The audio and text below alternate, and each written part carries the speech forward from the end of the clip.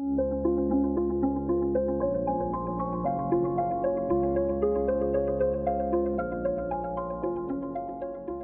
is my delight and honor to introduce our next speaker, Sam George, who is director of Global Diaspora Institute. He serves as a catalyst of the Lausanne Movement and travels widely to teach and minister in diverse contexts. He holds degrees in engineering, management, and theology. He studied at Fuller and Princeton Seminaries in the US and completed his doctoral research at Liverpool Hope University, UK. He has authored or edited 15 books, including 3-volume series on Asian diaspora Christianity. And just a shout out, Sam has brought some of his books, and they're at the table up front. So please check them out and purchase. And recent books titled Sharing Jesus with Hindus, William Carey, and Asians in Diaspora and Diasporas in Asia, Langham. Please welcome Sam. Thank you for another great conference, and glad to be here. I came yesterday evening, and always good to be back in Philly. And I think in many ways, Philly shaped my ministerial trajectory. And I used to live in Southern Jersey and study at Princeton, and used to be a youth pastor here in Philadelphia. And many of the youth leaders from this church and other churches in the region, New York, New Jersey, Philly, came out of that. Tons of young leaders came out of the church ministry. And the Coconut Generation book was all the experiments that I tried with the young people here in the city of Philadelphia and the blunders that I made. And I learned a ton of stuff, and it's been a great learning time for me. And my wife, we were newlyweds there at that time and came here. So Philly has lots of memories, lots of ministerial connections here. So glad we just want to share. I want to jump into the topic. We recently did a study. It was a 3-year-long study trying to map the Indian American Christians and what that looks like. It'll come out in some publications, and we are in the process of writing and consolidating that. The story is not yet been written, so feel free. I would seek your input. Anything compelling story or perspective that you want to be included, we'll be happy to, consider your part of the world, your insight into the publication. So what we want to do is 60 years of Indian American community. We don't write our history, especially Syrian Christians and Indian Christians have not captured and told their story. And we come into the Western literate world. It's important to capture and record our histories. And so I'm not a historian by training. I'm a missiologist and theologian, and sought the help of half a dozen or so scholars from varying disciplines across North America and tried to capture the story of our community. So sometimes it's better that we write our own story rather than somebody else write our story and draw a unique perspective and insight into the community as an insider. So I've been kind of swimming in the Indian American world for some 30 years, and I had the unique kind of vantage point having ministered across denomination, language groups, and all across US and Canada over the last 30 years. So that's kind of a unique perspective to guide. And I also had access into the community across denominational lines. And so all of that was a privilege. And also the Federation of Indian American Christians in North America, which is the largest umbrella body that covers all denomination and churches in North America. And so I serve on the board, and so that gave me access into the community. So 1965 to 2025, I wasn't around in 1965, but I heard the stories of our community, and we interviewed several hundred people. We tried to capture the history of every major denomination. And so those of us are not South Asians or Indian American, I think JC told us the story of, the Syro-Malabar and the Indian Christian community. And then you think, you may know Chinese American or Japanese American or Korean American story or, Asian American story broadly. But the Indian Christianity is 2,000 years old. History is very complicated, overlapping and conflicting. So it's not a simple way to capture the story of our community. So it's got lots of, remember, I'm an engineer by training, lots of, data analysis and graphs and charts. I won't bore you with. I want to kind of tell you some stories, want to draw you into the story of what God has been doing in the community over the last 60 years and to understand our community and our Christianity from that unique perspective. A couple of promos. I brought for you Coconut Generation. This was written here in the city. And the first major second generation consultation that we held. And I was assigned the job to put that together. But it's been a great blessing, not because I wrote it. It is the heartbeat of this second generation of our community. So I did bring a few copies because I'm in Philly. And our most recent book, Sharing Jesus with Hindus. Half of the Indian American community is Hindus, understanding Hinduism, and half of the chapters are written by people of Hindu background, other half those who are working with Hindus. So I have a few copies of it. It's available here. Feel free to. And it's available at author discount prices. And some of the other books of mine is available. We've been churning out quite a few resources on the theme of migration and diaspora lens to understand various Christian communities here in North America and around the world. I think, let me begin. I'll tell you two stories. A young 19-year-old Achama landed on the shores of New York pursuing with a college admission letter from University of Kentucky in 1957. And she made her way to Kentucky and studied, and as she graduated, sailed on a ship, sailed back to India. As she was leaving from the ship, she took a picture with the Statue of Liberty behind her, and in her collection of 2 years of graduate studies here, she had one of those pictures there. And then she went back, got married, raised a family, and their second-born, Mary, when she was 2 years old, was inspired by that picture. And that when I grow up, I'll go to America to study. And she landed up in the US and pursued her PhD and worked in the pharmaceutical industry. And Mary is my wife. And so that's how the world intersects. So my mother-in-law was here in 1957 to 1959, when there were not many Malayalis here. And so kind of every time I found time with her, she will tell me stories of our community and what America looked like. Going to a white and black bathroom separately, and this is civil rights era, understanding of she wearing a sari and walking around in Kentucky. Imagine in 1957. So that was a different world. And then second story comes from 1961. My uncle, my mother's first cousin, they were very close. And he came pursuing doctoral studies in Boston. And he studied here. And as he graduated in 1965, spring semester, he finished and about to graduate, immigration law kicks in. And his professor said, hey, we are looking for somebody to teach. Do you want to stay back? He said, no, I need to go back. I need to go back to Kerala. And of course, he ended up staying here. Dr. T.M. Thomas, he was one of the founders of the Marthoma Church in North America. All his career, he just passed away a few years ago. So my family has many connections here. I remember summer vacations. My dad left India soon after independence, and I was born in Andaman Islands. I kind of moved around every few years. My dad worked for the central government. So being uprooted and being transplanted was part of my life. All my life, I lived in 5 different countries, wandering about in the world. And all of that shaped my thinking and my burden and passion to study migration and world Christianity. And so kind of my life is shaped by wandering in some way. And I read scripture, understand God's story and God's work in the world through the lens of migration and diaspora. And so I'll unpack that a little bit as we go. So I think this uncle, every vacation when he came home, my mom will say, American Appachan. That means American grandpa. And of course, he was a grandfather at that time. And everybody in our community is Appachan or uncle or auntie. And so this Appachan would pull me aside. I was 5, 6, 7 years old.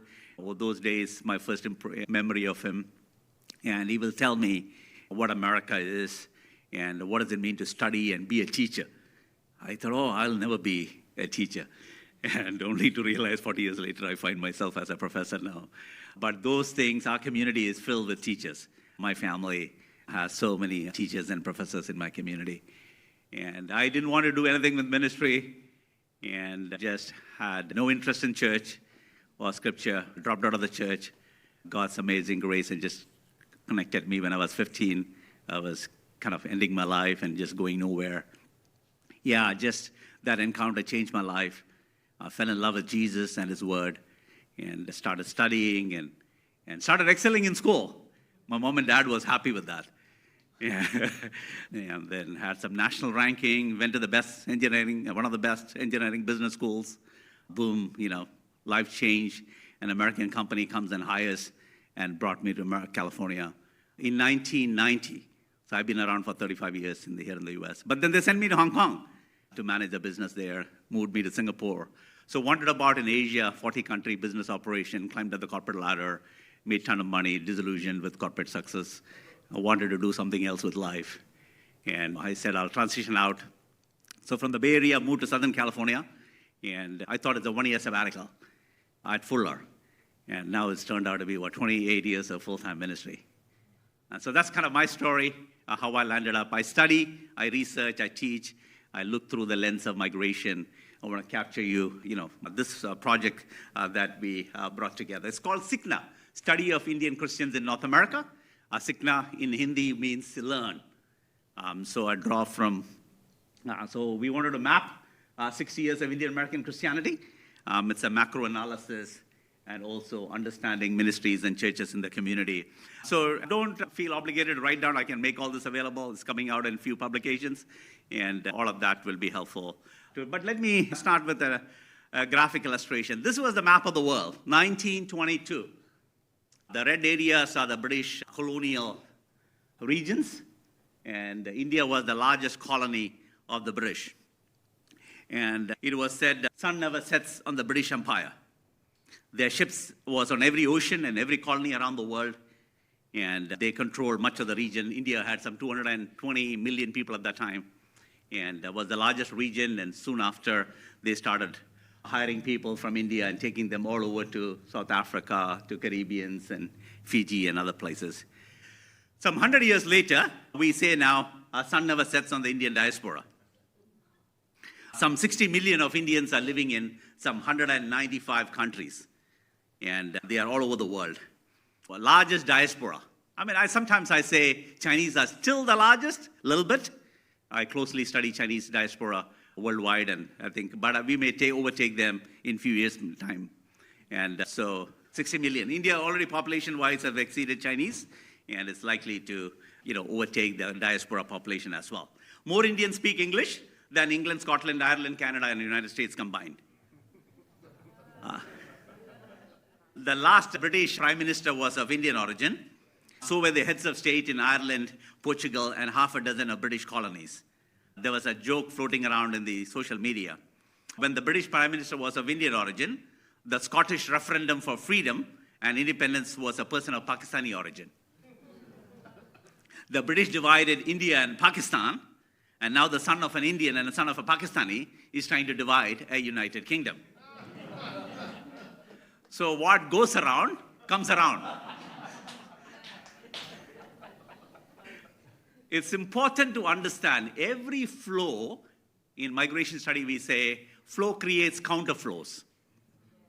And wherever your goods are sold, where money is floating around, nations that are impacted by foreign policy and the economic ties that they have, inevitably, people from those regions will come where you are. It's an important principle to understand. Let me begin with this quote from a sociologist in Chicago. Okay, these two are not synced. I need to click both. Okay, Stephen Warner, he says, immigrants are not de-Christianizing American society, but are de-Europeanizing American Christianity.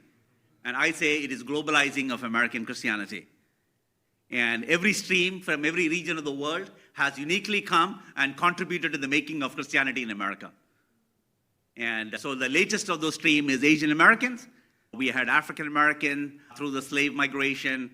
We had European migration out of the 18th century, Great European Migration. Some 60 million Europeans went all over the world, and they made Christianity look European.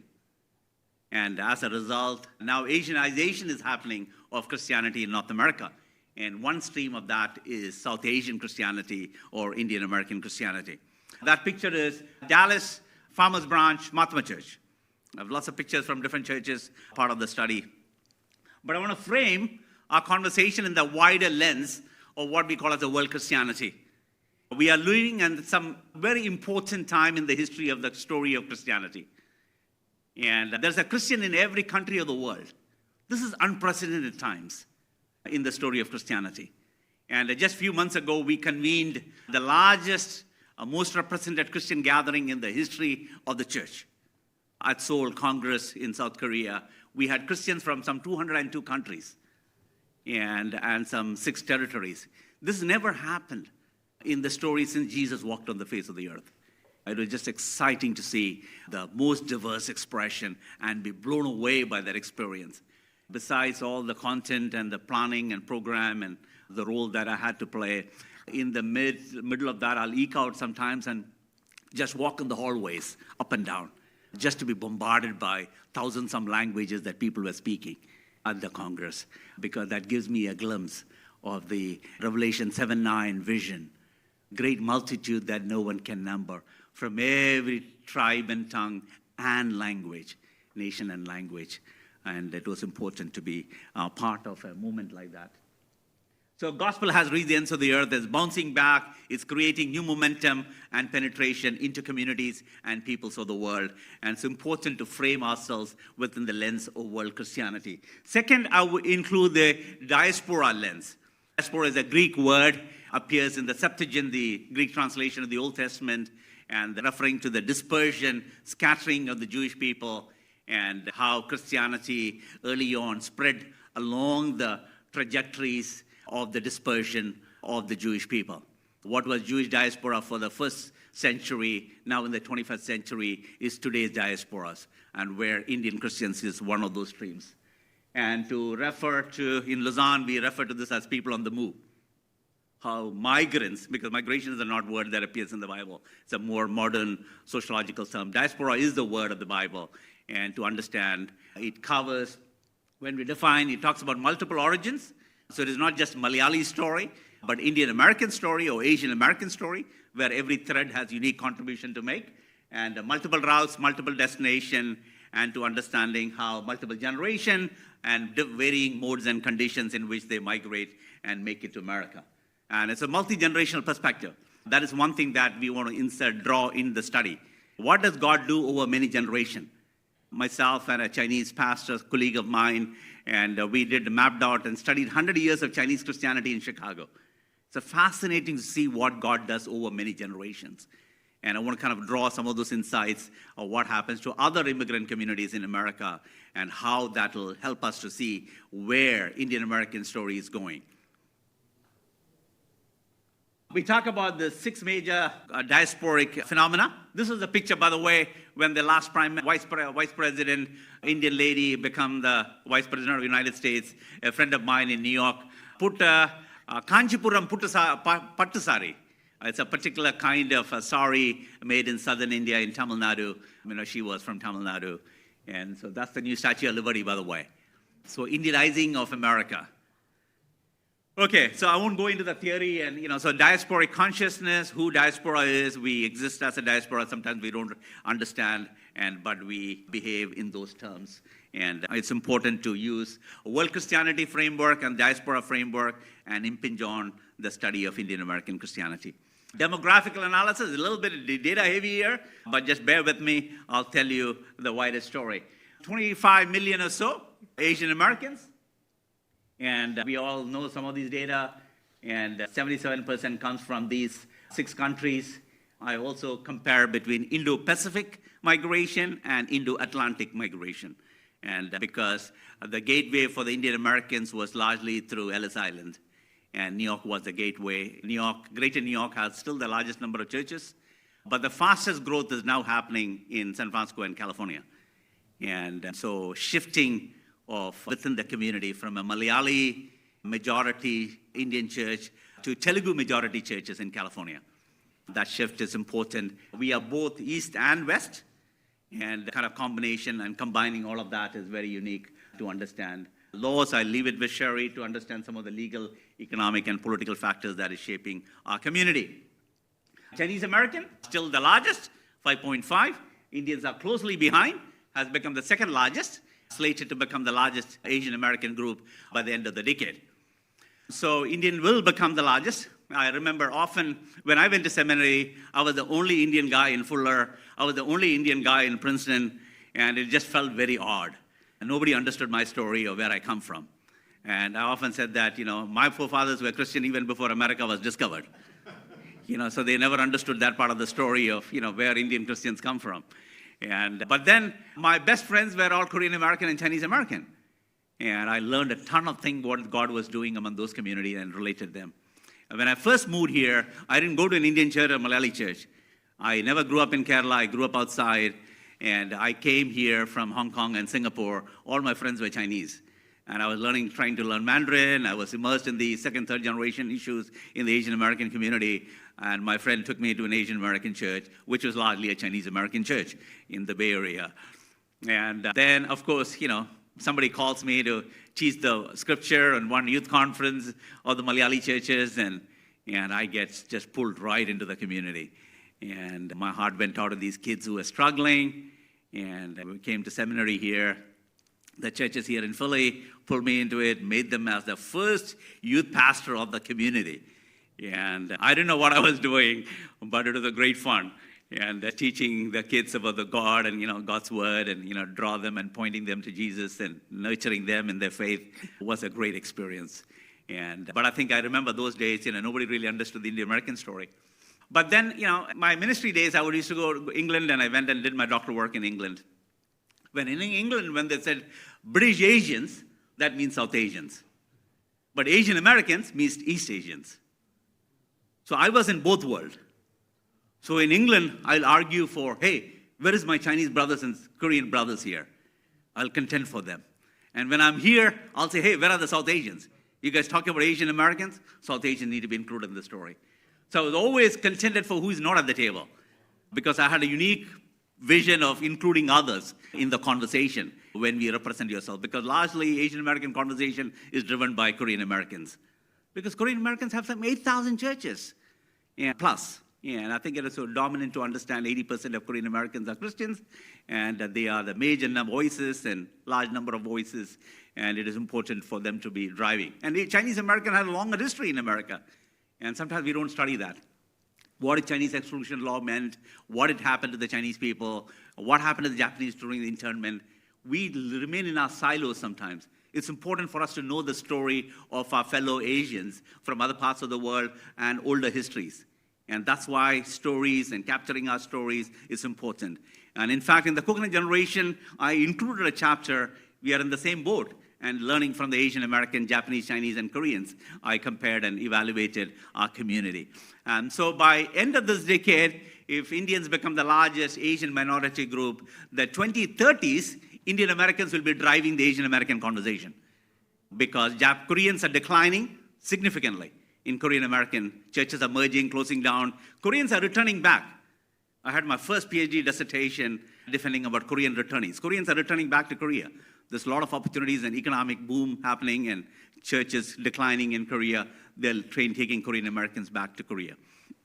Chinese is more or less plateaued. Indians are the one that is growth that we are seeing in the community. So by end of the decade, we need to include more of the story of South Asians and what does it mean, and particularly Indian Americans. Nobody calls ourselves as South Asians. And I think that's a dilemma of our community. Indian American, 5.2 million strong, and 66% is immigrants. That means we are still driven by first generation immigration process. More people are coming than those who are grown up here. And so that will continue to shape the development of our community. 3/5 of them live in these states. California has now become the largest Indian American immigrant state, not including second, third, fourth generation. And they are the most educated and the wealthiest minority in America. So their influence is disproportionate to their population. Being politically, economically, media, and every other sphere of activities, their presence and influence is significant. It's important for us to understand. So most of them identify as Indian. Self-identification is Indian 41%, Indian American 21%, Asian American 15%, and South Asian is only 9%. And very few people. Other people call us South Asians. We call ourselves as Indian or Indian American. And that is important to note that. Historical development, we trace the history of our immigrant community, including Indians Pre-1890s and 1880s, many Sikh people came to California. And many of them married Mexicans. And there are many Catholics. They are North American, Mexican, Latino Mexican Catholics. But their parentage is from Sikh and Punjabi folks from India. So that's a whole phenomena. There's a sociologist and historian, she has written about it. There are a few other stories. So we are tracing some of the early community and their expression of the faith. They are mostly Spanish-speaking, Punjabi, Mexican, third generation and fourth generation. Go figure that out, how that happens. So, but much of our story comes post-65, so we see the, historical. And so 1980 is when our community was named as Asian Indian. And until then, there was no specific counting in the census. And so we see the growth of our community. Immigrants continue to flood into America. Some pockets where most people live, and New York, New Jersey, Pennsylvania metro area is the largest concentration. And we see the growth in different parts of the world, country, and where Indian Americans are settled. Age distribution by age. The 2020 census was amazing. Those who are kind of have a knack for numbers and dig into data, you can dig a lot of information from there. And we had some privileged academic access into some of the data of the 2020 census and 2023 Asian American report from the US government. So I'll skip all this. This goes by most common country of origin, country of birth for foreign born except Mexicans. So the blue one is all Indians. You see the growth of Indians of the community. By origin, this is a Pew Research that came out and that talks about 2023 report about Indian American, Chinese, Japanese, Korean. Look at Indian, and 15% is Christian, and we would say that that's largely going to the Indian American churches, but include those who are converted and go to American churches, it comes to close to 18% is the estimate. And nearly half, 48% are Hindus.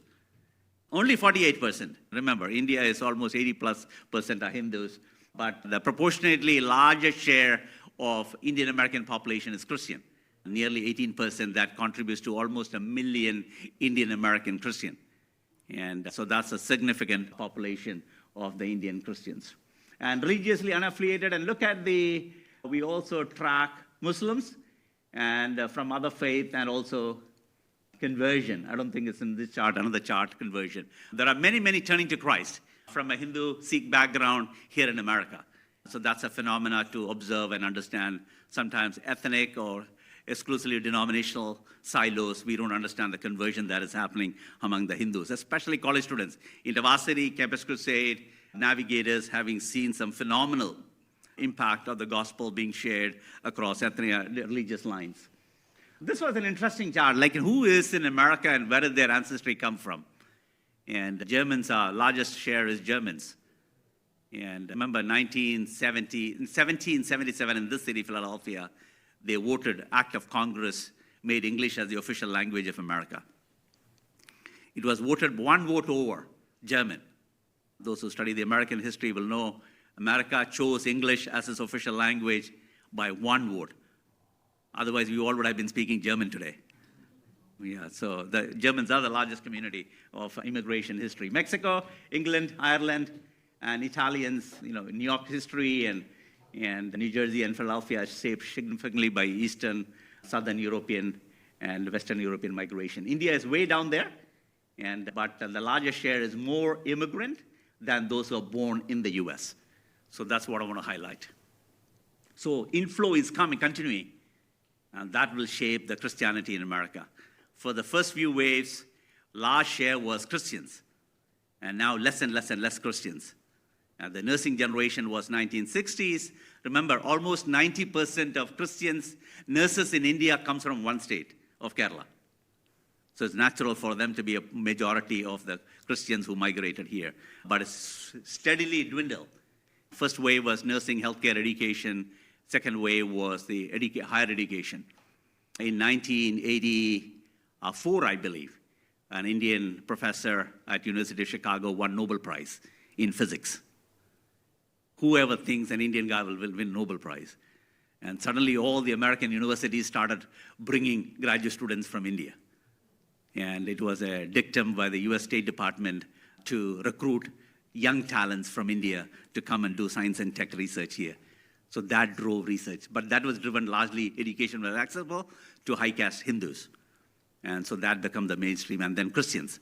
Also many, many Christians came. My wife and I, we were part of that wave who came and to America in the 80s and 90s.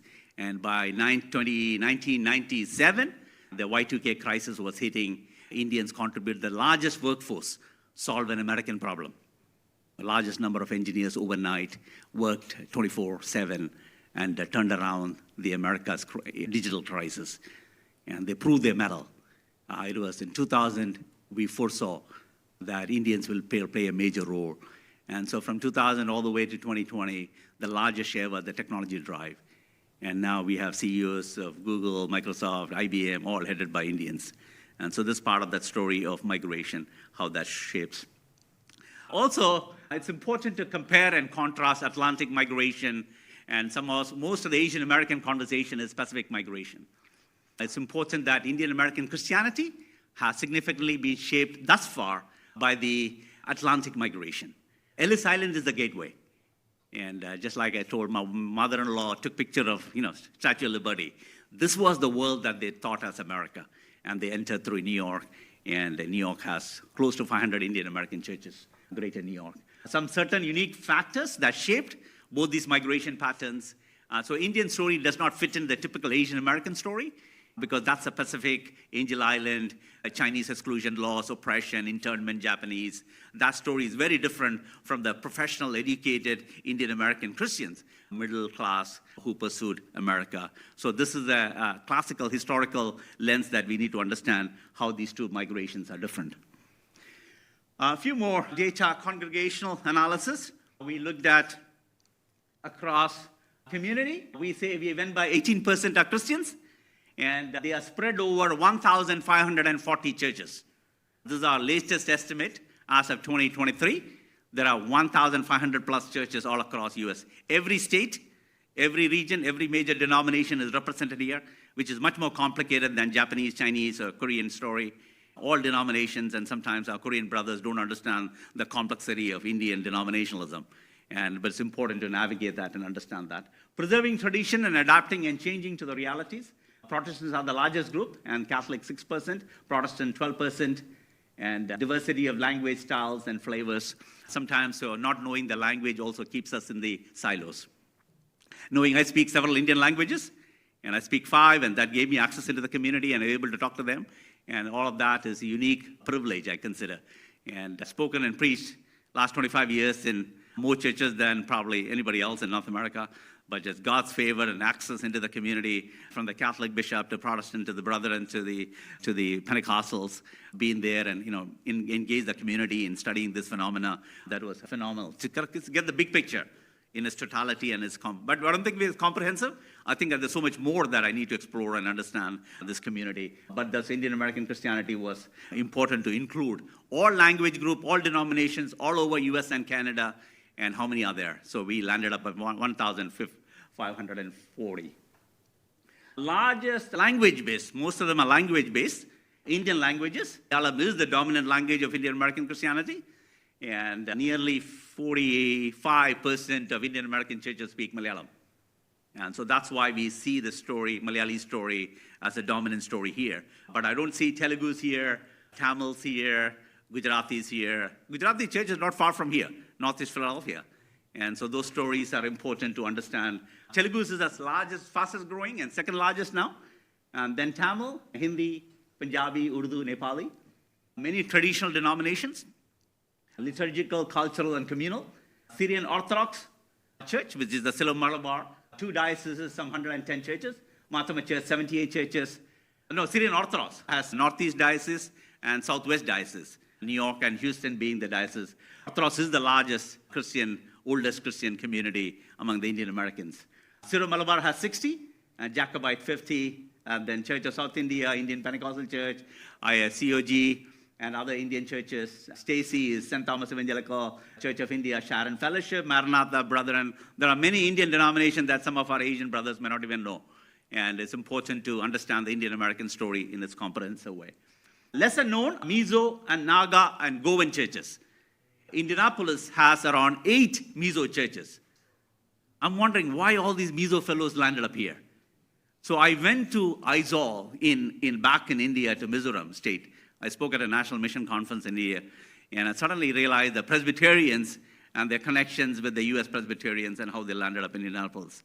So we take a transnational perspective, understanding global rather than studying in the North American context, but also governance and connections with India and how that is shaped. So many, many churches, denominational churches, hierarchy and leadership is back in India. And so looking at those transnational linkages, how that shapes. Like the Mahatma Church, the Metropolitan sits in Tiruvalla, and it still shapes what happens in North America. So we can't study North America in our boundary here. We need to understand how churches, culture, governance, and finances shapes our community here in North America. Also, Lutheran, Methodist, Assemblies of God, Church of God, these are American denominations. They have inroads into the community. So like American Baptists, a long association with India. Adoniram Judson was the first American missionary who landed up with William Carey in India. And he was kicked out by the British and he landed up in Burma and shaped the Christianity in Myanmar, Burma today. And so understand all of those important implications of how American history, American involvement with the American Southern Baptist and American denomination, American Lutheran, American Methodist was very involved in the work in India. And that has shaped the migration patterns also. SBC, PCA, Church and Missionary Alliance, Covenant E-Free, there are many churches among them of those denominations as well among the Indians. I still get requests from Southern Baptists and CNMA and all that. Do you have young people who are trained with your MDiv and who can come and pastor our churches? We have a large Indian community in my neighborhood and somebody who can reach out to them. So lots of interest in hiring and recruiting. And we also have second-generation leaders. We want to especially track them and trace them. Ajay is here and others, part of 7 Mile Advance Initiative. We located something like 60 younger leaders who are serving with Saddleback, Willow Creek, big churches, and denominational churches like Southern Baptist and others, and who are being part of an American denominational structures.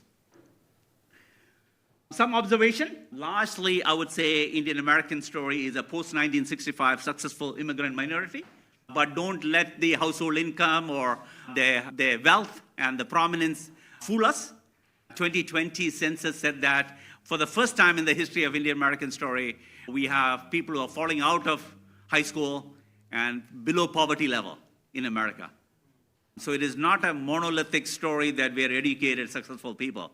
We have many people who have been marginalized in our community, including Malayalis, homeless, completely dropped out of the community and the church, and they have no jobs and no education. That's a part of the story too.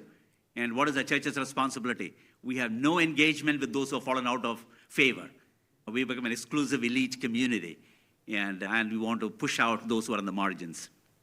So proportionally more Christians than back in India. India is 2.5%, 3%, maybe 5-6% according to some estimates. In America, we're talking about 18% Christians. Educated professional, nuclear families, immigration and family unification law played in our favor. And waves of migration as a saved healthcare wave, higher education wave, and technology wave. And now some of that is converging again in the 2030s and beyond. It is also plateauing. Some of the early immigrant churches are now plateauing. And I'll talk about the cycles and understanding immigrant cycles.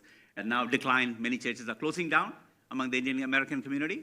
And some of the first few churches we began to merger, and weaker, aging phenomena is beginning to hit our Indian American Christians. We wanted to trace the earliest Indian churches.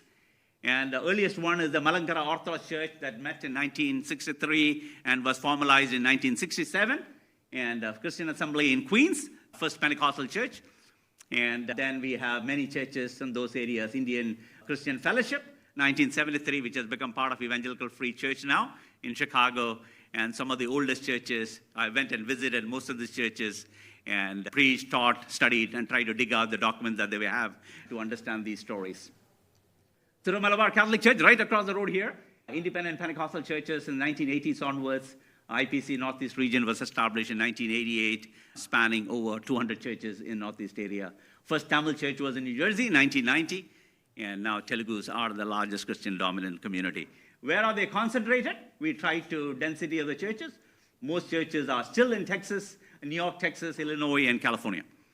And we looked at by language, by denomination, and there is a church in every major state, including Hawaii. And the largest church is a Catholic Church, Syro-Malabar Church in St. Thomas Cathedral, which is the largest church in Chicago. Most number of them are Pentecostals. Yeah. And for example, Syro-Malabar Church, we try to map out where are they spread out all across the country. Matama Church, Orthodox Church, every denomination, we try to map across the country where they are spread. We took one city and looked at all the churches in the city. So like Chicago, we have 140 churches of Indian background as of 2024. Oldest one, largest one, all the denominational structures that are represented there, and also include Pakistani, Urdu speaking. There's an Indo-Pak church, and then a Sri Lankan church and a Nepali church. Sometimes they also go by Indian church or a South Asian church. And so we try to include them. And then second generation Pan-Asian or multi-ethnic churches, and they're serving in different contexts than the one they are grown up in. Very diverse, and language becomes a gateway. That's a Gujarati church in Chicago or New York, I think, one of the oldest Gujarati churches. And Gujaratis were largely shaped by the Methodism, British Methodism, and it's important to know the story. And interestingly, I found Salvation Army churches. There are some serving with Salvation Army. You wouldn't recognize them as, but I have a personal connection. My wife's grandfather was a Salvation Army head of Kerala. Way back in 1890, he traveled from Bombay to London. He worked with William and Catherine Booth in London. And so I think my mother-in-law's inspiration was her father, whom she lost as a young girl. And I was doing some research in London. I went back to the Salvation Army history. I found his name recorded as the head of the Salvation Army movement in Kerala. So it's kind of a fascinating story to understand how Methodism and some of the other denominations have. I'll skip over this. I want to show you this. I had drawn time it's an Indian elephant, I call them. I don't know if you can see the shape of an elephant there. So Indian churches have a life cycle, 50-year cycle. And so first 5 years is birthing process, the growth happens, and the maturity happens, and maintenance and decline. And we are beginning to see the 40-year plus decline happening in the Indian churches, but much of the growth then happens on the plateauing stage or the maturity and the 15 years immigrant life cycles. New immigrants are coming, and as some new immigrants continue to come, Indian American Christian story will be written by the new immigrants who are coming. Okay, so it's a growing community in America, and I think we'll continue to see the growth. And there are communal enclaves, and we're very divided. They don't know each other. We don't know the churches across the street from us. And we are all in our silos, understanding conflicts and generational transition. This is nothing new. It happened with all other immigrant communities in the past. Those who have come to America. It's important for us to learn generational transition, how it occurs, and the conflicts that happens. And lots of leadership potential. And lots of young men and women are pursuing the call of God and responding, how can we navigate them, and using the diaspora lenses to understanding, shaping, and reshaping of American Christianity. Some of the resources, I brought few. The Desi Diaspora is the first major study of Indians around the world, and what can we learn? What's happening with Indian Americans in Dubai and UK and Australia and Singapore has a bearing upon what happens here, and to tell that story. We also try to capture the Malayali diaspora, Tamil diaspora. We are currently working on Telugu diaspora book, all written by Telugus about the churches in different parts of the world. And then my 3-volume series on Asian diaspora and South Asian Christianity, and also the new ones. The Sharing Jesus with Hindus is the latest one. I have a few copies, and Asians in diaspora and diasporas in Asia. That's it. I know I was speaking fast, but we're happy to take some questions. Over to David.